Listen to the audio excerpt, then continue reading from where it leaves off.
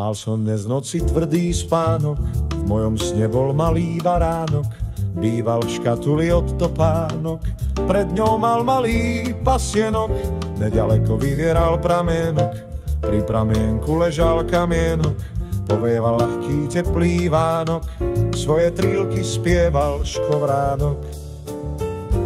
Spokojný malý baránok nedával šťastie na vonok, prežúval chutný výhonok, na tvári hral mu úškrnok.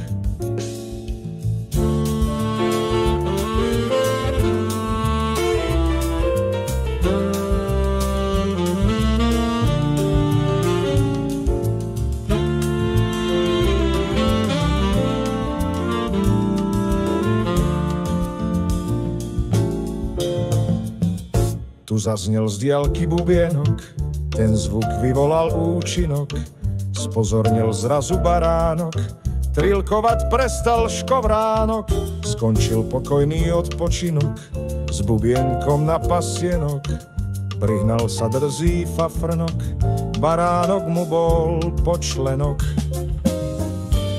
Búchal, behal, dupal fafrnok,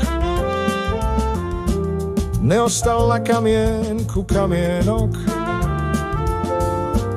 odletel škovránok, utiekol baránok a všetko odišlo do spomienok.